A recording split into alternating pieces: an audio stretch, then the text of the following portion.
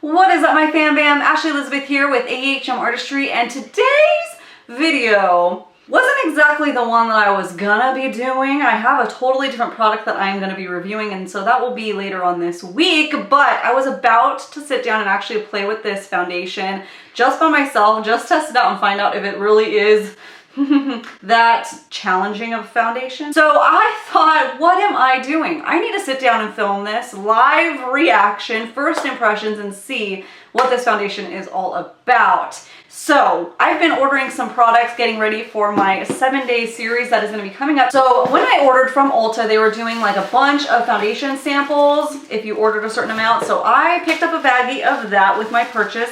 And one of the sample packs in there was the new MORPHE Fluidity Foundation. So this came with a bunch of little sample pods ranging in the fair and light. They were offering all different ranges of skin tones. They had medium and deep for the whole baggie too. So this one is the fair and light set that I'm going to be testing out here.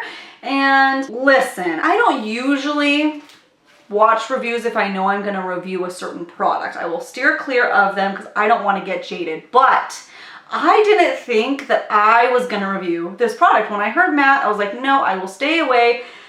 I'm trying to go towards the semi-matte, maybe satin, dare I say dewy foundation zone. So this isn't really, in the zone of things that I'm gearing my face towards. However, curiosity, curiosity, and that's what's gonna happen today. So I'm gonna see if it's really that dry. I have seen probably about 5 reviews, and all of them were They weren't liking this foundation, I'll put it that way. And the major complaint was dryness. So my dry skin is gonna try it too. But on top of that, I'm also gonna swatch all these fair and light shades that they sent me, which is 12 of them. I'm gonna swatch them right on the side of my face. That way, if this is a foundation that interests you and this does work for maybe your oily skin or what have you, you do wanna try it. Hopefully that will be a little bit helpful too. And then we're gonna just try it out and see if I can make it work, see if it really is that challenging.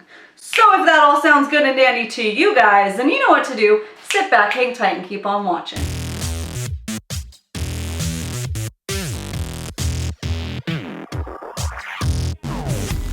So I just went ahead and looked up all of these. So these are 12 of these shades. So these are the first 12 going from fair to light. So these are the F1 points, and then it goes into F2. Start with the fair. Obviously the fairs are gonna be too light for me, but like I said, maybe this will help you guys out if you're trying to pick out one. These little things are so hard. Good thing I didn't do my nails because they were about to get ruined. That is, wow. That does have some high coverage there, I'll tell you that. That is the F1.10. So this one has a lot more yellow undertones. So that is F1.20. That is F1.30. Wow, this one is a yellow. This one's F1.40 right here, and it is described as fair with yellow undertones, and it is so yellow that it almost looks like a corrector. F1.50, F1.60.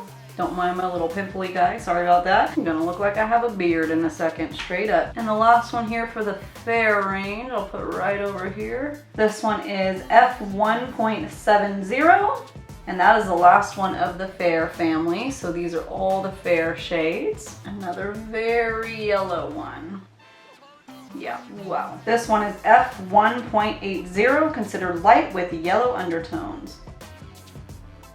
F1.90, considered light with a neutral green undertone, which just means olive. Don't freak out. It definitely is very olive though. So if you struggle to find a good light tone olive foundation, that might be a good match. Just maybe.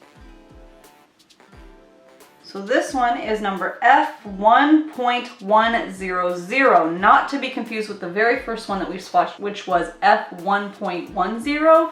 This has an extra 0. So I guess you would say F1.100 instead of F1.10. So starting to get a little confusing on the number system, but there you have it. That one is supposed to be light with slightly pink undertones, and I agree. 2 more shades left, guys, and I haven't found anything that I think is my perfect match yet, so I'm starting to get concerned. This one is F1.110, light with pink undertones. This one to me has more orange undertones than pink though, so I don't feel like that's that accurate. The last one here. Oh. Okay, that's gonna work. That's gonna have to work. I think that's the closest match for me. That is F1.120, described as light with neutral undertones. So here are the Fairest shades again, going up until this one. These are considered the light shades, and then they go into one more light that wasn't included, and then light mediums. So hopefully that helped you guys out who are considering it, grabbing one of these. I think the Fair range is actually really nice to have a range of fair foundations that actually have different undertones. A lot of times you're just stuck with pink, you're just stuck with yellow. I'll turn my brightness down a little bit so you can see it dulled down. Here's some up close action of the light range for you to see. Like I said, it is missing just one of the light shades. Here's with my lights turned down. Turn you back up. Here is some arm swatches too for you guys in case you need to see that. This is the Fairest shade going all the way down to darkest in that series that I have. You can see these are drying down and they're not really changing, but I have to say it's starting to feel really tight on my skin. However, it's a lot caked on there. So let me go ahead and wipe this off and let's prep the skin, baby. Let's prep it a lot. All right, I have a feeling that prepping the skin is gonna be key with this foundation. I think it is with all foundations, but especially this matte foundation on this dry girl right here. So priming and prepping the skin is vital. So I'm gonna start with the Tarte Mermaid Skin Serum just to give my skin like a drink of water after doing those swatches. Oh man, nervous Nelly. I'm already breaking out like crazy because I am still, you'll see I'm a little bit congested, but I'm like over my cold, but oh, I break out so much when I get sick. And what better time than to test a full coverage foundation for when I'm all broken out and like, it's not like, if it breaks me out more, oh well, come join the party, come join the pimple party. And then I'm gonna go in with the Too Faced Hangover RX primer that I always use. Pretty much goes with all foundations, so I love that. And we're not gonna stop there, ladies and gents. No, I'm gonna go in with the Makeup Revolution baking oil too, because I'm scared. I don't want to look like the Sahara Desert, so I want to give this foundation the best opportunity possible. That should be good. Now, if any of you guys watch my channel, then you know that now I conceal on the discoloration parts of my cheeks. So I'm just gonna do that on one side because that helps tremendously in the coverage. And I want to see if this foundation, like how much coverage it really gives, if this step would be unnecessary if I were to use this. You know, or would I do it just like I would my normal foundation? So I'm gonna do that real quick. Now, let's go in with the F1.120. Let's see how it goes.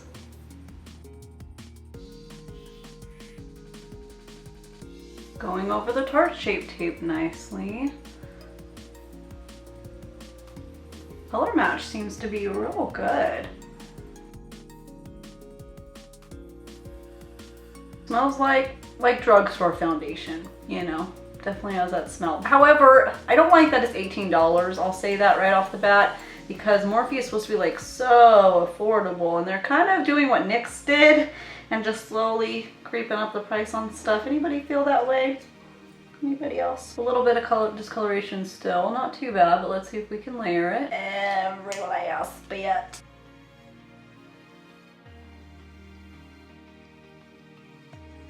Normally I would take my beauty blender and just make sure all the excess is tapped off so there's nothing weird sitting on top. Let's get all up front. So this is with my lights on full blast. I know it's gonna be kind of hard to tell, but let me go ahead and dim them down now. Let you guys see. A little bit of dry patches on my nose. It's almost full coverage. There are some areas of redness right here that I have, and I can see my red spots up here still. This guy didn't totally get covered. I have some foundations that are full coverage that would totally cover that. So here's like medium setting on my lights. I'm gonna go ahead and off camera do my whole concealer routine. Maybe a little bit of powder, just a little bit. Setting spray, contour. I'm just gonna finish my makeup and then we'll see how everything lays and everything sticks and how we feel about this finish. Yeah, I will be right back.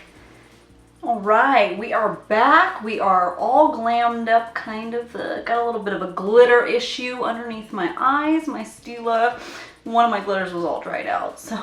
But I also got the pepper out of my teeth, so if you saw that earlier, sorry about that. That pepper is gone. Bye-bye, pepper. Let's go ahead and zoom you guys in so you can see everything all done and everything like that. So obviously with full brightness, everything looks great, right? Let's go ahead and turn everything down. Turn up to medium brightness. Okay, so when I first left and went and checked it out in my regular mirror, which I usually get ready in, I was like, you know what? This foundation doesn't seem that bad. Maybe it's not terrible. But now that I'm looking at everything like super up close, like really up in there, I'm seeing some separation, especially under the eye area. Like maybe it's not going well with Tarte Shape Tape, not sure. Lots of separation right over here. Not looking that great. And I'm starting to see a lot more texture on my upper lip. Lots of texture on my fine line areas right up here. It's really accentuating that. And some little dry patches here and there. Yeah, I don't know how the nose is gonna go, that separation. When I first applied everything, it seemed to be okay. When I put the contour on, everything's okay. But now that it's been, let's see, what time is it? I guess it's been about an hour since I applied the foundation. And it's starting to get a little bit weird. Yeah, so I'm starting to see what everybody was saying. Like, honestly, when I was finishing my eye look and everything, I was like, you know what? Maybe it was the primer that people were using, the setting powder, maybe those didn't go together. And now I'm starting to see, seeing it have the same problem. So how about this? I will check in right before bed and we will see if it changed at all. It's not the worst foundation I've ever used though, I will say. I was very worried that this was gonna be a lot like the NYX Stay Matte Not Flat foundation, which like had full coverage, but it was like so matte that was like, there was no saving grace in that for my skin. I've seen it beautiful on other people, but for me it didn't work. So if you want it for reference, it doesn't look like it's that matte. I think some skin types can make it work, maybe normal oily, but dry, I don't know, we will have to see. So I'll check in probably just like 4 hours, do a little mini wear test, and we'll see if it changed at all. How does that sound? Sounds good. Be right back. Okay, update time. It has been about 5 hours, so not a crazy long wear test or anything, just a little mini one. But I can kind of have some opinions on it right now for first impressions. It's odd.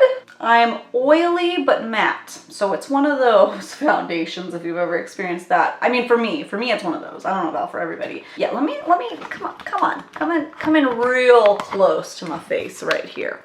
Let me show you what I'm talking about. I'm having that masking look. Have you ever had a foundation that does that weird mask where it's sitting on top of your face? I feel it. I would say after it sat on my skin for about an hour, I could start feeling that foundation. Dry tightness, like some people described a tightness on their face. I feel that. I definitely feel that. And it's like the chin area. You see what I mean? It's like a weird net, almost a net of foundation on top of my face. So I'm not liking that. But from far away, like even in person, it's not something that you would really notice. It's just something that I try not to get when I'm using a foundation.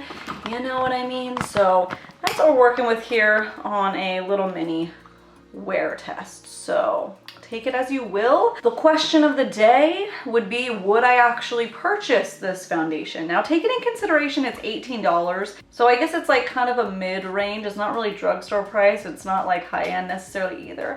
I would say no. I have foundations from the drugstore that I think perform better than this, and I have foundations obviously that are high-end that I think perform better than this. So this is not something that I would purchase necessarily. However, it's not the worst foundation I've ever used by any means off of a first impressions. I've had ones that have, I thought this was going to be tragic and terrible, and why I wanted to do it anyways, well, I wanted to see for myself how it would turn out, right?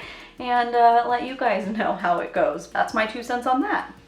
All right, my love bugs, that is it for today's video. If you are new here and just stumbled upon my face for the very first time, hey, what is up? Welcome. You're gonna wanna go down and hit that little red subscribe button. That way you get notified when I post new videos, which is at least 3 times a week. To my OG fam bam, hey, what is up, you guys? Can't wait to comment with you down in the comments, so drop them down there and I'll get to you as soon as I can. And thank you all so much for watching. I hope every single one of you out there have a great, freaking awesome, wonderful, happy, lovely day.